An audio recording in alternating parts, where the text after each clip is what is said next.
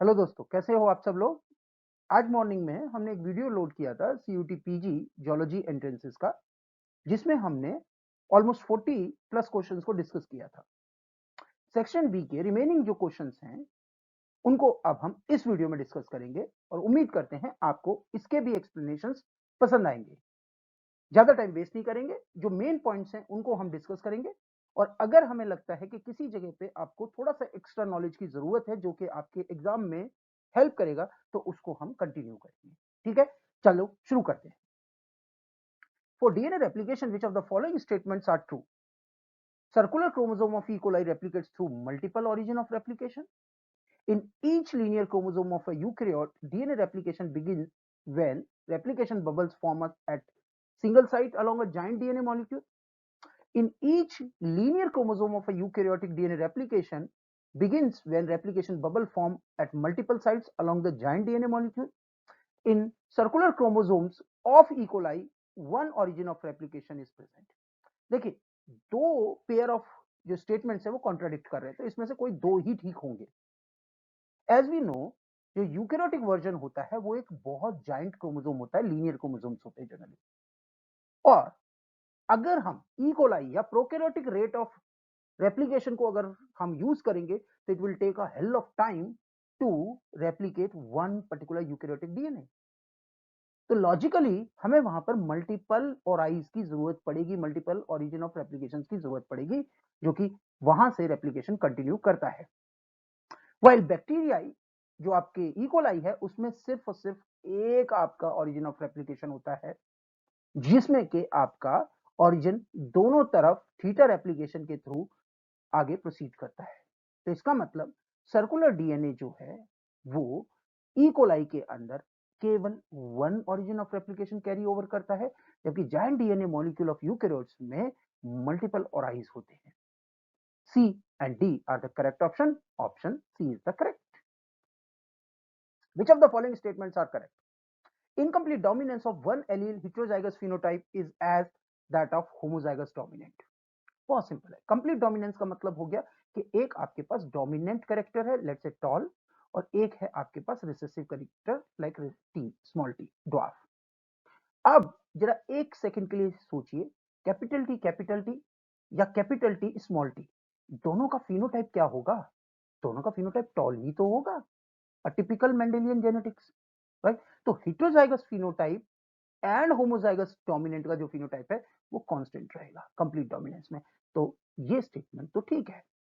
In codominance both phenotypes are expressed in homozygotes. Homozygotic condition में नहीं होगा दोनों फिनोटाइप्स। दोनों फिनोटाइप्स कब होंगे? जब आपका हेट्रोजाइगस, यानी कि इसका भी कलर आएगा और इसका भी कलर आएगा, if these genes are responsible for the colour development. Codominance में हेट्रोजाइगट कंडीशंस में ही आपको दोनों जीन्स की डोमिनेंसी दिखती है। या फिर आप ब्लड ग्रुप का अगर एक एग्जांपल लेना चाहें, IA IB. In multiple allele cases genes have more than two allele in the population, that's very correct. अक्सर बच्चे यहां पे कंफ्यूज हो जाते हैं कि एक डिप्लॉयड ऑर्गेनिज्म है तो उसमें मल्टीपल एलील केसेस में कितने आपके पास एलील होंगे। देखिए, अगर आप डिप्लॉयड है ना तो आपके पास दो हैं क्रोमोसोम, तो इसका मतलब एक एलील यहां होगी, एक एलील यहां होगी, यानी डिप्लॉयड ऑर्गेनिज्म तो मैक्सिमम आपके पास टू हो सकते हैं, पर पॉपुलेशन में इसके ऑल्टरनेट वर्जन काफी हो सकते हैं, राइट? तो इसका मतलब सी ऑप्शन करेक्ट है। In pleiotropy multiple genes affect single phenotypic character, नहीं, ये गलत है। ये तो पॉलीजेनिक का एग्जांपल हो गया। अगर हमारी एक सिंगल जीन मल्टीपल कैरेक्टर को कोड करती हो या उसको गवर्न करती हो या रेगुलेट करती हो तो वो प्लायोट्रॉपी होती है। यानी कि आपका ए ठीक है एंड सी ठीक है। Option C is the correct answer. Which of the following are desired characteristics of bird? lacking urinary bladder, females having one ovary, a few living birds have teeth, color vision और endothermic। देखिए, जो birds होते हैं उन्होंने कुछ serious adaptation किए हैं अपने बॉडी पार्ट्स में to reduce their body weight. अब बॉडी वेट अगर कॉम्प्रोमाइज होगा, बॉडी वेट रिड्यूस होगा, तो it will help in flights. Long distance flight में ये बहुत इंपॉर्टेंट हो जाता है कि कितना कम आपका बॉडी वेट लगेज है। और इसको कैसे मैनेज किया गया है? They have lacked urinary bladder. Females ने अपनी एक ओवरी कॉम्प्रोमाइज कर ली है, कलर विजन है उनके अंदर एंड एंडोथर्मिक होते हैं। बट ये जो है लिविंग बर्ड्स हैव टीथ, ये नहीं होता है। लिविंग बर्ड्स जो होते हैं उनमें होती हैं बीक्स, नॉट टीथ। बीक में टीथ जो मिले थे वो मिले थे आपके आर्कियोप्टेरिक्स में, अगर आपको याद हो, which was the evolutionary link between birds and आपके रेप्टाइल्स। रेप्टाइल से बर्ड्स कैसे बने, हम मानते हैं कि आर्कियोप्टेरिक्स जैसा एक कोई बर्ड रहा होगा जिसमें रेप्टिलियन कैरेक्टर्स भी थे और बर्ड कैरेक्टर्स भी थे। तो यानी कि जितने भी लिविंग बर्ड्स हैं उनमें टीथ नहीं होते, बीक्स होती हैं। यानी कि ए ठीक है आपका, बी भी ऑप्शन ठीक है, डी भी ऑप्शन ठीक है, और ई भी, A B D E, that means option C is the correct answer. Which of the following statements are related to nutrition? देखिए न्यूट्रिशन की जब भी बात होगी इसका सीधा सा मतलब है आपको जो फूड अवेलेबल है उसको हम मिनरलाइज कर दें, न्यूट्रिशन में तब्दील कर दें। कैटाबॉलिज्म की बात हो रही है, मेटाबॉलिज्म की बात हो रही है। जो पेराइटल सेल्स हैं in the stomach they secrete pepsinogen, गलत, आपकी चीफ सेल सीक्रेट करती हैं। Exocrine cells in the pancreas secrete digestive enzyme, बिल्कुल ठीक है, और यही डाइजेस्टिव एंजाइम्स यूज होता है हमारे सारे फूड आइटम्स पे एक्ट करने के लिए। तो ये हमारा न्यूट्रिशन या फिर मेटाबॉलिज्म से रिलेटेड स्टेटमेंट है। Liver store glucose in the form of starch, no, liver store करता है as a glycogen which is more branch structure in comparison to starch. Starch मिलता है प्लांट में, इसीलिए ग्लाइकोजन को हम एनिमल स्टार्च भी बोलते हैं। तो यानी ए भी गलत हो गया आपका, सी भी गलत हो गया। Lysozyme is present in the saliva which kill micro organism, इससे क्या पता चल रहा है, सलाइवा जो है वो यूज होता है किसके लिए, हमारा सलाइवा कार्बोहाइड्रेट मेटाबॉलिज्म में यूज होता है। और अगर कार्बोहाइड्रेट मेटाबॉलिज्म में कोई भी बैक्टीरिया वगैरह होगा तो उसका टेक केयर कौन कर लेगा, लाइसोजाइम कर लेगा। तो वैसे भी आप देख रहे हैं कि हमारे दो स्टेटमेंट गलत हो चुके हैं और पेयर में ही आंसर पूछे गए हैं, तो इसका मतलब डी भी होगा। तो यानी कि option B and D only, इसका मतलब D is the correct answer. Which of the following is recently added to World UNESCO Heritage Site? Dholavira in Gujarat, Rani Ki Bawri in Gujarat, Hill Fort in Rajasthan, Red Fort in New Delhi. देखिए जहां तक ये Dholavira which is the Harappan city in the Rann of Kutch, ये अभी recently add हुई है as an India 40th UNESCO heritage site. तो यानी कि ऑप्शन हो गया A. Next list one with list two items. List one में कॉम्प्लीमेंट प्रोटीन्स हैं, ये वही प्रोटीन्स हैं जो सॉल्युबल होते हैं, करीबन 20 प्रोटीन्स होते हैं जो हमारी इम्यूनिटी में काम आते हैं, इनेट इम्यूनिटी में, और 3 पाथवे में होते थे, classical pathway, alternate pathway and lectin pathway, ये वही पाथवे, राइट। इसको एक बार समझते हैं। सी1, सी1 आपको कहां दिख रहा है, C one we are able to see in classical pathway, तो सी हो गया आपका क्लासिकल पाथवे। सी4 कहां दिख रहा है, सी4 आपको यहां भी दिखता है और यहां भी दिखता है, दैट मीन्स क्लासिकल पाथवे में भी और लेक्टिन पाथवे में भी। आपका ए का ऑप्शन हो गया 2, जबकि बी का हो गया 4। फैक्टर बी आपको दिखेगा अल्टरनेट पाथवे में, जबकि मेनोज रिलेटेड एमएएसपी जो है वो आपको दिखेगा लेक्टिन पाथवे में, यानी डी का हो गया 1। Option C is the correct answer. Match list 1 with list 2 item. देखिए हमारा एक सजेशन आपको ये रहेगा, जब भी मैच द फॉलोइंग आते हैं तो सारों को मैच करने की जरूरत नहीं है, आप सबसे ज्यादा पहले उस पर फोकस करिए, उस ऑप्शन पे आप जाइए जो कि आपको ऑड वन आउट कर दे, जो कि औरों में नहीं है। जैसे इसमें अगर हमें ए का पता चल जाए जो कि मिल रहा है सिर्फ और सिर्फ वन में, तो हमें समझ में आ जाएगा वही आंसर है। But you have to make sure जो भी आंसर आप फिगर आउट कर रहे हैं वो आप कॉन्फिडेंट होने चाहिए वही सही है। अब इसमें देखते हैं BCL2, Bax, RB and EHGFR, ये प्रोटीन्स हैं जो कि कुछ कुछ फंक्शन करते हैं, mostly related to either apoptosis, cancer और ग्रोथ। अगर BCL2 की बात करें तो ये अपोप्टोटिक जो होती है उसको सप्रेस करता है, that means it is a suppressor और एंटी अपोप्टोटिक प्रोटीन। तो BCL का हो जाएगा आपका सप्रेसर ऑफ अपोप्टोसिस, जबकि प्रो अपोप्टोटिक प्रोटीन होता है बैक्स, यानी कि जो इंड्यूसर है। तो ए का हो गया 2 एंड बी का हो गया 3। आई थिंक हमारा इसी से आंसर निकल आएगा, ए का 2, बी का 3। अगर हम बाद की बात करें RB which is a retinoblastoma, तो रेटिनोब्लास्टोमा की जो जीन्स होती है जनरली सप्रेसर होती है सेल साइकिल इवेंट में, और अगर इसे म्यूटेट कर दिया जाए तो it led to the development of retinoblastoma, आपका ट्यूमर। तो आरबी जो क्या हो गया, वो हो गया सप्रेसर ऑफ रेटिनोब्लास्टोमा, जबकि ईजीएफआर हो गया growth factor receptor. Option A is the correct answer, आप इसको देख सकते हैं। Match list 1 with list 2 items. List 1 में क्या है? कार्बोनिफेरस पीरियड है, क्वाटरनरी पीरियड है, पर्मियन पीरियड है, डिवोनियन पीरियड है, और इसमें जो मार्क्ड इवेंट हुए हैं उन पर हमें गौर करना है। अगर आप इसके लिए ये वाली टेबल को यूज कर सकते हैं। कार्बोनिफेरस में इमीडिएटली जाइए, हुआ क्या है? कार्बोनिफेरस में आप देख रहे हैं हमारे रेप्टाइल्स आ चुके थे। तो reptile emerge during Carboniferous period, A का हो गया 1। अगर हम बात करें बी यानी कि क्वाटरनरी पीरियड, तो इसमें जीनस होमो ओरिजिनेट हो गया था। तो क्वाटरनरी पीरियड में आ गया आपका जीनस होमो। पर्मियन में क्या हुआ था? जो प्रेजेंट डे इंसेक्ट्स हैं वो डाइवर्सिफाई हुए थे in the case of Permian. तो origin of present day insect and Devonian में टेट्रापोड्स जो है ओरिजिनेट हो गए थे। ए का 1, बी का 2, सी का 3, डी का 4। That means option A is the correct answer. Match list 1 with list 2 items. List 1 में एंजाइम क्लासेस दिए हैं एंजाइम कमीशन नंबर के हिसाब से, और लिस्ट 2 में what ever the function they catalyse उसके बेसिस पे उनका क्लासिफिकेशन दिया है, हमें मैच करना है।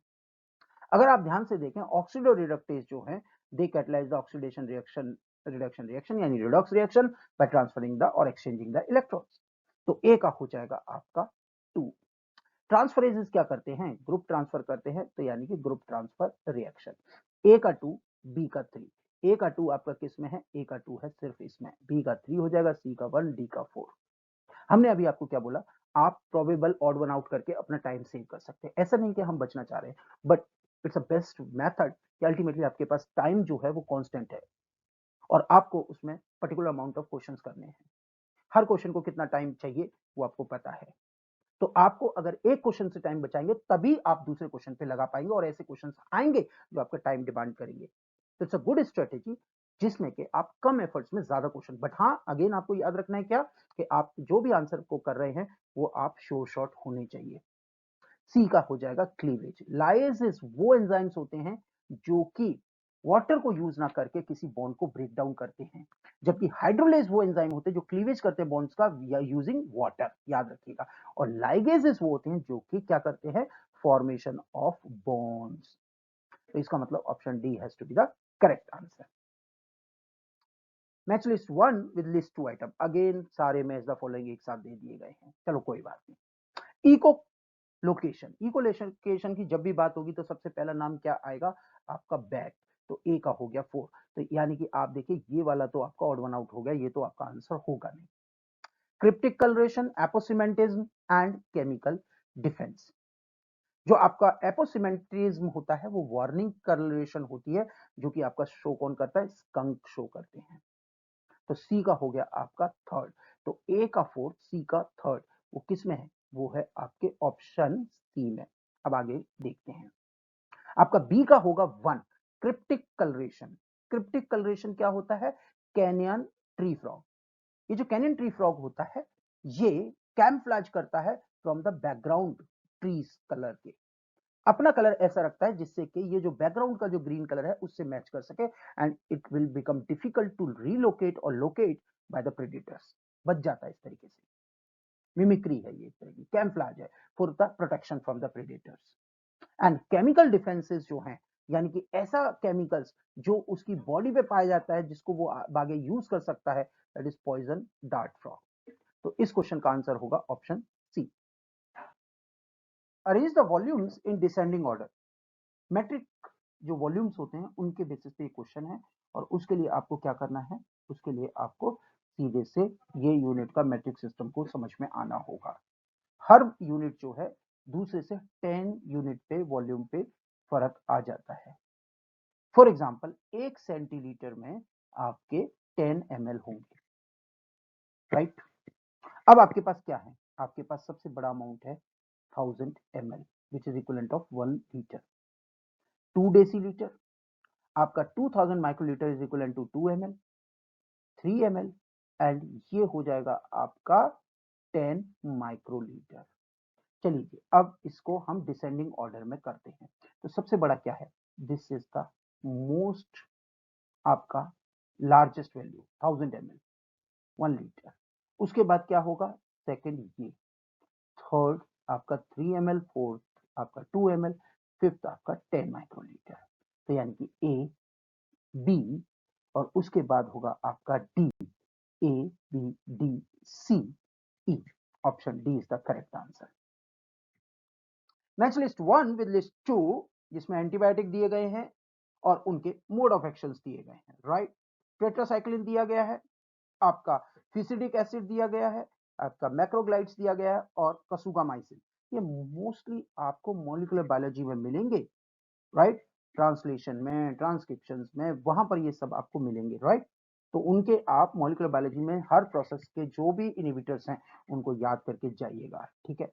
फॉर एग्जाम्पल इस केस में अगर हम बात करें तो टेट्रासाइक्लिन जो है it prevents ternary complex binding to the ribosomes. A का हो गया 2, यानी कि आपका सभी में आप देखिए है ये अवेलेबल, तो it is the most common example. उसके बाद आपका फिसिडिक एसिड जो होता है इट प्रिवेंट्स EFG डिसोसिएशन, तो ये हो गया आपका बी का 4th।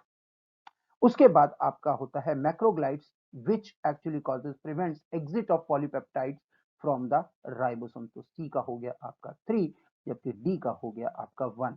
तो ए का 2nd, बी का 4th, सी का 3rd and D का 1, that is option B is the correct answer.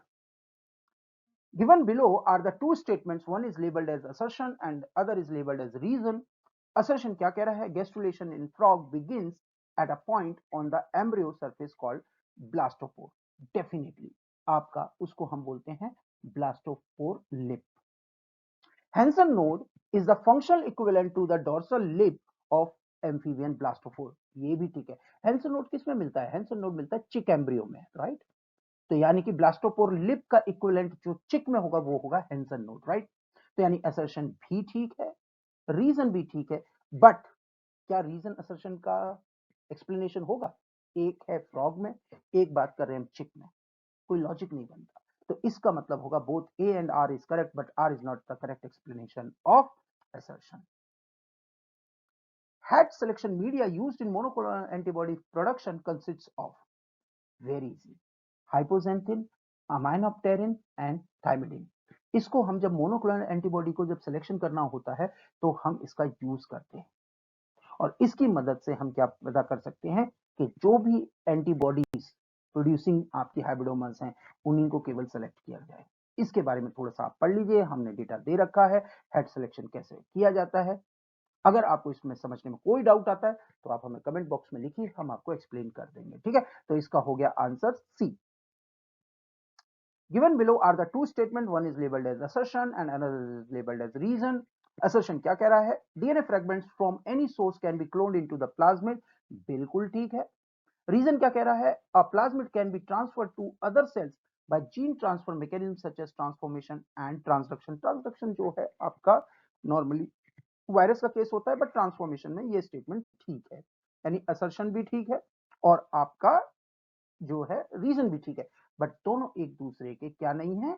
Explanations नहीं है, करेक्ट एक्सप्लेनेशन नहीं है। तो option B is the correct answer. DNA is stable genetic material, assertion कह रहा है बिल्कुल ठीक है, DNA is the most stable genetic material, but DNA is double standard only. नहीं भाई, कई वायरस ऐसे हैं जिनमें के डबल स्टैंडर्ड ना होके they have single standard DNA, they have single standard RNA, they have double standard RNA. तो डीएनए जो है हमेशा डबल स्टैंडर्ड हो ये पॉसिबल नहीं है, राइट। तो असर्शन तो ठीक है, रीजन गलत है, A is correct but R is not correct. तो option C is the correct answer. बहुत सिंपल क्वेश्चन है ये, अगर आप इनको ढंग से समझेंगे तो इस तरह के क्वेश्चन को बहुत इजी करके आ सकते हैं। चलिए, Given below are the two statement, one is labeled as assertion, फिर से assertion क्या कह रहा है? Activated macrophages are more effective than resting ones in eliminating pathogen, बिल्कुल ठीक स्टेटमेंट है। रीजन क्या कह रहा है? Activated macrophages show increase phagocytic activity and ability to activate T cells. यही तो रीजन है जिसकी वजह से एक्टिव मैक्रोफाजेस जो है एलिमिनेट कर पाती हैं, फैगोसाइटोसिस करवा पाती हैं। यानी कि जो रीजन प्रोवाइड किया गया है फॉर द वैलिड एक्सप्लेनेशन है वो किसका? कि क्यों activated macrophages are more effective in eliminating pathogen.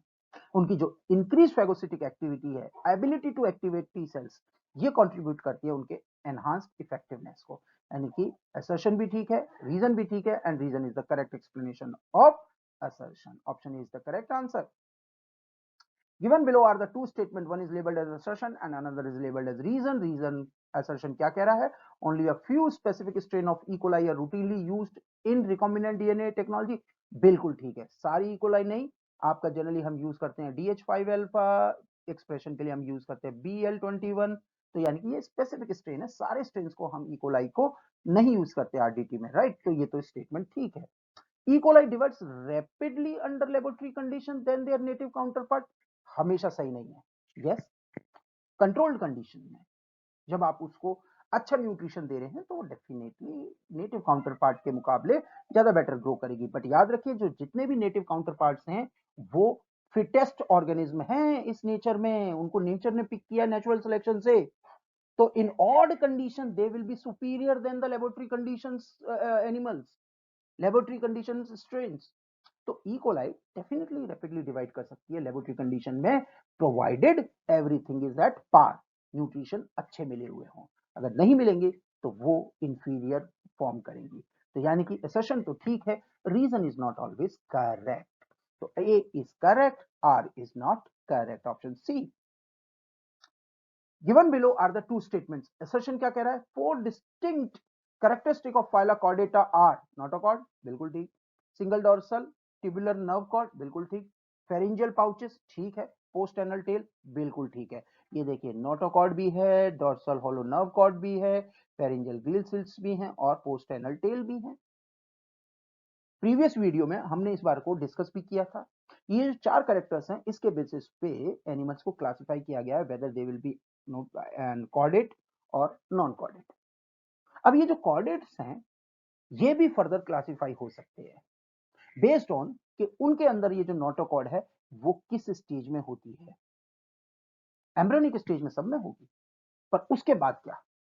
अगर वो सिर्फ और सिर्फ टेल में रहती है तो वो यूरोकॉर्डेट्स हैं. हेड टू टेल तक रहती है एडल्ट में तो इसका मतलब सिफेलोकॉर्डेट्स हैं. और अगर एडल्ट्स में रिप्लेस कर दी जाती है वर्टिब्रल कॉलम से तो वो वर्टिब्रेट्स हैं. तो distinct characteristic of phylum Chordata remain unchanged through out the life of these animals. नहीं, ये गलत हो जाएगा. यानी कि असर्शन तो ठीक है, रीजन गलत है. क्यों? क्योंकि डिफरेंट डिफरेंट ऑर्गेनिज्म में ये जो नोटोकॉर्ड है उसका जो अवेलेबिलिटी है या उसकी जो प्रेजेंस है वो मॉडिफाई होती रहती है. Option C is the correct answer.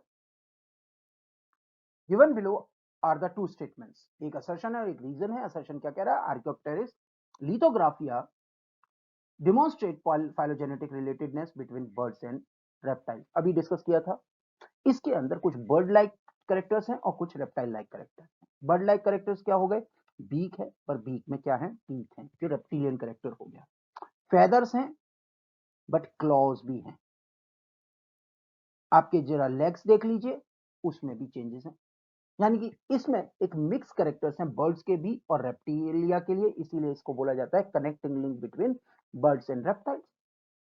छोटा साइज का था, क्रो के ऑलमोस्ट साइज का था, और उसके अंदर कई सारे ऐसे कैरेक्टर्स थे जो कि बर्ड्स में भी मिलते हैं और रेप्टिलियन में. कनेक्टिंग लिंक है, तो असर्शन ए तो ठीक है. Archaeopteryx lithographica was approximately the size of crow, बिल्कुल ठीक है. इम्प्रिंट्स ऑफ फेदर्स देख सकते हैं, बिल्कुल ठीक है. बीक लाइक जॉज थी, स्मॉल बॉडी थी, टीथ सेट थे सॉकेट्स में, एंड रेप्टिलियन स्केलेटन था with a long bony tail. सारे कैरेक्टर्स थे. यानी कि assertion भी ठीक है, रीजन भी ठीक है, और because of these characters it forms a connecting link between birds and reptiles. यानी कि लिंकेज भी है. यानी कि both A and B are correct and R is the correct explanation of A. Option A is the correct answer. Which one of the following methods can be used for detecting DNA protein interactions? Southern blotting नहीं, southern blotting आपका DNA DNA के लिए use होता है, right. इन Situ hybridisation नहीं. Amplified एएफएलपी नहीं. Chromatin immunoprecipitation yes. Chromatin immunoprecipitation and DNA footprinting दोनों को आप यूज कर सकते हैं डीएनए प्रोटीन इंटरेक्शन को पता करने के लिए. इस टेक्निक में करते क्या है? अगर आपको एक डाउट है कि ये आपका डीएनए है लेटर से, तो आप एक काम करें, जिस भी प्रोटीन के साथ आपको इंटरेक्शन लगता है आप उससे इसका इंटरेक्शन करवा दीजिए. अगर इंटरेक्शन हो सकता होगा तो वो बाइंड कर जाएगा. आप इसकी डाइजेशन करवा दीजिए और इसके बाद इस प्रोटीन के अगेंस्ट एंटीबॉडी को यूज करिए. एंटीबॉडी की वजह से वेट इंक्रीज हो जाएगा और ये प्रेसिपिटेट कर जाएगी. इसकी वजह से डीएनए जो कि इंटरेक्शन उसमें डोमेन है किसके लिए, प्रोटीन के लिए, उसको आप सेपरेट करके स्टडी कर सकते हैं कि प्रोटीन कौन से डोमेन या कौन से सीक्वेंस से स्टडी करता है या उससे इंटरेक्ट करता है डीएनए में। इस मेथड को कहते हैं क्रोमेटिन। क्रोमेटिन आपने बनाया था क्योंकि प्रोटीन डीएनए इंटरेक्शन कराया था। इम्यूनोप्रेसिपिटेशन क्योंकि आपने एंटीबॉडी की वजह से उसको प्रेसिपिटेट कराया था। इसी को बोलते हैं चिप मेथड, राइट। तो option C is the correct answer. In a PCR, the reaction tubes are incubated first at 94 degrees for 3 minutes, at 58 degree for 1 minute, 72 degree for 2 minutes. एक typical PCR की cycle है. What is the sequence of processes happening inside the tubes containing the DNA template, DNTPs and the Taq polymerase? That's very easy. अगर आपको थोड़ा भी PCR cycle के बारे में पता है तो पहला स्टेज होता है डीनेचुरेशन, उसके बाद एनीलिंग और उसके बाद एक्सटेंशन, और ये साइकिल कंटिन्यू करती रहती है, यानी option C has to be the correct answer. Match list 1 with list 2। List 1 में साइंटिस्ट के नाम है, लिस्ट 2 में उनके कंट्रीब्यूशन है। मैक्सम गिलबर्ट का जब भी नाम आएगा, सेंगर से पहले उन्होंने हमें डीएनए सीक्वेंसिंग दी थी, राइट। उसके बाद स्टेनले कोहान ने क्या किया था, Stanley Cohen and Herbert Boyer are known to cause the DNA cloning, यानी ए का हो गया आपका 2, जबकि बी का हो गया आपका 4। ए का 2, बी का 4, ए का 2, बी का 4 मिल रहा है आपके सिर्फ ऑप्शन डी में। कॉर्नबर्ग ने आपको डीएनए पॉल 1 किससे, इकोलाई से, इसीलिए पॉल 1 को हम कॉर्नबर्ग एंजाइम भी बोलते हैं, तो वो आइसोलेट किया था डीएनए पॉलीमरेज। और Har Gobind Khorana is known for the elucidating the genetic codon, यानी कि option D has to be the correct answer. बहुत सिंपल ये कंट्रीब्यूटर्स आपसे पूछे गए हैं। Match list 1 with list 2 items. List 1 में हार्मोन्स हैं और लिस्ट 2 में उनके रोल्स हैं। इरिथ्रोपोइटिन, इरिथ्रोपोइटिन किसके लिए होता है, इरिथ्रोपोइसिस, यानी कि stimulate the formation of RBC. A का हो गया 3, यानी कि आंसर या तो ए होगा या डी होगा। Platelet derived growth factor, platelet की इंपॉर्टेंस होती है आपकी जितने भी वियर एंड टियर होते हैं ना ब्लड वेसल्स में, उसके लिए। तो इसका मतलब क्या होगा, स्टिमुलेट वुंड हीलिंग। तो platelet derived growth factors cause the stimulating the wound healing. आपके जो इंटरल्यूकिन्स होते हैं ये एक तरह के साइटोकाइंस होते हैं जो कि आपकी ल्यूकोसाइट्स में यूज होते हैं टू कम्युनिकेट, और इनका यूज किया जाता है जो कि हमारे इम्यून फंक्शंस को रेगुलेट करने के लिए। जबकि एचसीजी या chorionic gonadotropin they are used to cause the ovulation या फिर स्पर्म प्रोडक्शन में, ट्रीटमेंट ऑफ इनफर्टिलिटी। अब देखते हैं ए का क्या बोला हमने 3, बी का क्या बोला 4, सी का क्या बोला हमने, सी का गया आपका सेकेंड, और डी का क्या हो गया 1, यानी option A has to be the correct answer. Based on the context given below, answer the following questions. Okay. Glycine is most often used as a buffering agent in biochemical experiment. ठीक है. This diprotic amino acid has a pK value of 2.4 owing to the carboxylic group and 9.6 owing to the amino group. ठीक है. Glycine can exist as a zwitterionic at pi obviously. pi का formula याद है ना, pi क्या होता है, pi होता है आपका pK1 plus pK2 and then उसको डिवाइड कर दीजिए 2 से, तो आपका कितना है pK1 2.4 है, pK2 कितना है आपका 9.6 है, 9 to 11 और ये हो गया आपका 12, 12 डिवाइड बाय 2 तो ये हो जाएगा 6। ठीक है, तो बिकॉज ऑफ द रिवर्स, और ये किस पे मिलेगा आपका 6 क्या है इसका, ये पीआई है, the pH at which the amino acid act as a zwitterionic, यानी कि उस पे नेट चार्ज जीरो का। रिमेंबर एक चीज याद रखनी है, क्या चार्ज जीरो हुआ है किसकी वजह से, नेट चार्ज है, अनचार्ज नहीं है। अक्सर बच्चे इसमें कंफ्यूज रहते हैं कि नेट चार्ज जीरो को अनचार्ज मान लेते हैं, नहीं, amino acid can not be अनचार्ज at any pH. Amino acid पे हमेशा कोई ना कोई चार्ज जरूर रहेगा, जरूर रहेगा, चाहे वो पॉजिटिवली हो सकता है, नेगेटिवली हो सकता है, या फिर इक्विवेलेंट चार्ज हो सकता है, जितना पॉजिटिव उतना नेगेटिव, अनचार्ज कभी नहीं होगा, याद रखिएगा। और जिस भी पीएच पे उस पे इक्विवेलेंट चार्ज होता है यानी नेट चार्ज जीरो होता है, उसी को हम पीआई कहते हैं और वो कंडीशन को हम ज्विटराइनिक कहते हैं। तो आई होप इसका कॉन्सेप्ट को आपको समझ में आ गया होगा। Option B has to be the correct answer. In 0.1 molar solution of a glycine at pH 9, what fraction of glycine has its amino in ammonium form? इसके लिए आपको हेंडरसन हेसलबैक इक्वेशन लगानी है, टाइम हमारे पास कम है तो इसलिए हमने यहाँ पे सॉल्यूशन कर दिया है। अगर आपको दिक्कत होती है तो आप पूछ सकते हैं। आंसर इसका होगा option A. Glycine is highly conserved amino acid because, याद रखिए जो ग्लाइसिन है ये एक छोटा अमाइनो एसिड है। In fact glycine and alanine both, it is very small amino acid. और इसकी वजह से क्या होता है, जो ग्लाइसिन है इसकी वजह से आपका जो प्रोटीन है उसमें फ्लेक्सिबिलिटी आती है। In fact glycine is present in some of the turns, जहां पे कि आपका एक पॉलीपेप्टाइड को इमीडिएटली अगर टर्न लेना है तो ग्लाइसिन एक बहुत एप्ट अमाइनो एसिड है। इसके अलावा आप ले सकते हैं proline. But glycine is very effective because of its small nature and less strain. It allows polypeptide to make turns. ये दो अमाइनो एसिड बड़े इंपॉर्टेंट है टर्न्स बनाने में, राइट? तो इसका मतलब it is highly conserved amino acid because of this reason, right? तो इसीलिए इसको बोलते हैं हम ऑप्शन ए। ओके, कॉम्प्रीहेंशन एक बार और आ गया है। कॉम्प्रीहेंशन दिया गया है, जरा पढ़ लेते हैं ढंग से। Based on the context given below, answer the following questions. DNA in eukaryote is a double helical structure with two antiparallel strands intertwined equidistantly. Okay. The double helical structure was deciphered by James Watson and Francis Crick on the basis of X-ray diffraction studies. The hydrophobic backbone of alternating sugar and phosphate groups are on the outside of the helix, held together by the phosphodiester bond. The purines and pyrimidine bases of both the strands are stacked inside the double helix. Adenine binds with the thymine and hydrogen bond, and cytosine binds with guanine with again hydrogen bond. Adenine 2 bond बनाता है, जबकि cytosine and guanine आपके 3 bond बनाते हैं. The DNA is transcribed into messenger RNA, ribosomal RNA, and transfer RNA. Messenger RNA is translated into protein in the cytoplasm. Okay, चलिए अब देखते हैं इसमें क्वेश्चन क्या है. क्वेश्चन पूछा गया है, x ray diffraction experiment to analyse the structure of DNA was perform. X ray diffraction किसने किया था? एक्सरे डिफ्रैक्शन जो रोल है वो किया था रोजालिंड फ्रैंकलिन ने. और रोजालिंड फ्रैंकलिन के जो सुपीरियर थे वो थे मॉरिस विल्किंस.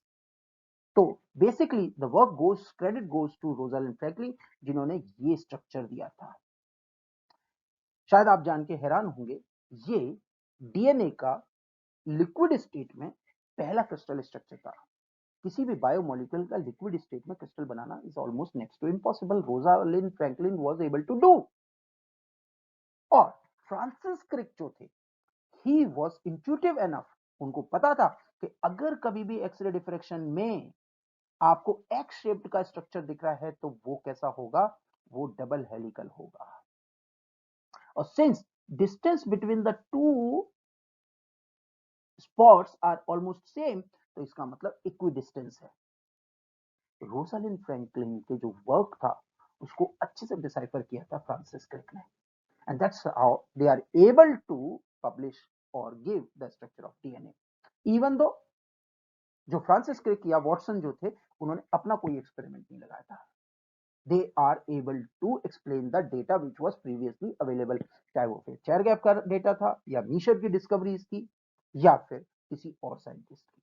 उन्होंने सबको एक जगह पे रखा था. इस क्वेश्चन का आंसर होगा option B. Consider a DNA segment.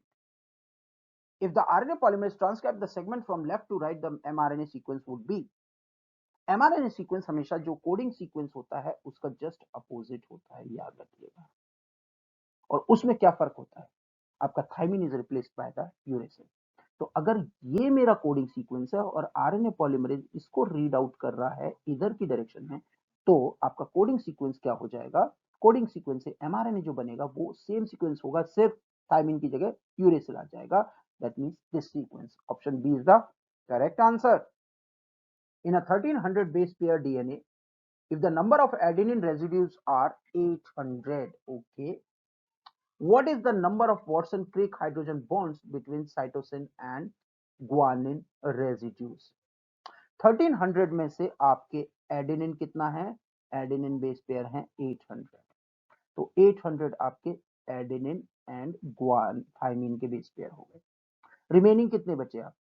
Remaining बचे आपके 500. 500 क्या है? Guanine and cytosine base pair. और इनके बीच में कितने बॉन्ड्स बनते हैं? 3. तो 500 बेस पेयर्स हैं और बॉन्ड्स हैं आपके 3 times, that means 1500 hydrogen bonds. That means option C is the correct answer. इसी के साथ इस वीडियो को हम यहीं एंड कर रहे हैं। हमने आपके क्वेश्चंस को अच्छे से एक्सप्लेन करने की कोशिश करी है। अगर हमारे एक्सप्लेनेशन आपको पसंद आ रहे हैं तो आप प्लीज जुड़े रहिए, सब्सक्राइब करिए, अपने फ्रेंड सर्कल में शेयर करिए, और अगर आप कोई इंप्रूवमेंट चाहते हैं, कोई पर्टिकुलर आपकी रिक्वेस्ट है, तो आप हमारे कमेंट बॉक्स में लिख सकते हैं। We will try our best to complete it. और हाँ, विज्ञानगर फैमिली 3000 प्लस हो चुकी है, आप उसका एक पार्ट है। बने रहिए, जुड़े रहिए, और इसमें और मेंबर्स को प्लीज ऐड करिए। मिलते हैं अगले वीडियो में। Thank you very much.